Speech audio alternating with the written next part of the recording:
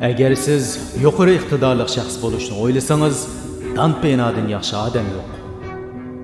Dan Pena dunyodagi oldingi qatorda turadigan yuqori iqtidorli savdo mashg'uloti bo'lib, tijorat orqali 50 milliard dollardan ortiq mablag' yaratdi. Uning tezlik uslubi hammalarga mos kelmasimi, hayotda muvaffaqiyat qozonishning nima ekanligini o'rgatdi. U yana sizning tunji 100 million dollaringiz nomli kitobning avtori. İgilik tiklash safaringizni boshlash uchun har qanday ahvol ostida o'zingizga ikkinchi qatimliq fursat yarating. U doim ziyorat qilinganida o'zining hamma ishni to'g'ri qila olmaydiganligini eshitsimi, ammo hamisha fursat qo'g'lishidi va tez harakatga o'tadi. Har qanday ishda favqulodda bo'lish sizning iqtidoringizga bog'liq. Siz har qanday bir tijorat yoki savdoda haqiqiy talant egasi bo'lishingiz kerak. O'zingiz qiziqadigan ishlarni qilishga tirishing hamda vaqtni tejab qoladigan ishlarni qiling. Hammamiz shuni unutib qolmasligimiz kerakki, agar biz o'z taqdirimizning xo'jayini va ijodchisiga aylanganimizda muvaffaqiyat qozonishimiz uchun hayotning adil bo'lishini tayin.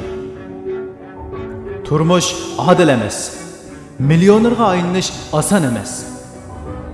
Hayotda nimaga ehtiyojli bo'lsangiz, siz ehtiyojli bo'lgan narsa jafoliq ishlash, intizom va izchillikning qarshi tarafida bo'ladi.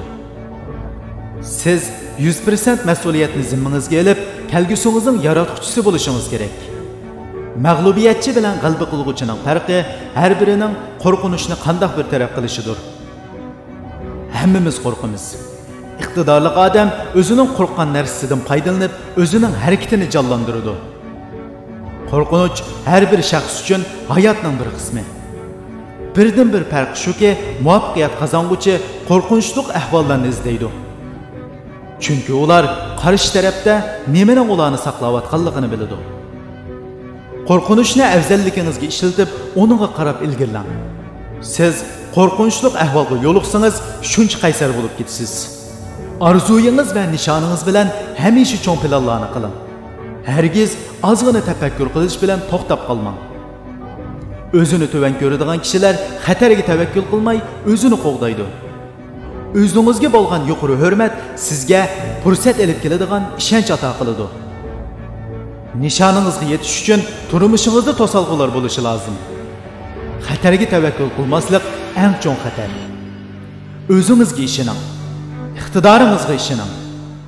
Biz ijtimoiy aloqa dunyosida yashayotgan vaqtimizda insonlarning hissiyotining muhimligini unutib qolmang. Kishilar bilan qancha yaxshi o'ssangiz, hayotda shuncha ko'p fursat topa olasiz. Ustozlar bilan suhbatlashish, munosabat o'rnatish va imkon qadar boshqalar bilan ko'p bog'lanish hosil qilish shuncha ko'p fursat demakdir. Savdo va turmushda muvaffaqiyat qozonish ko'pincha siz bilgan emas, balki kimni to'niganligingizda.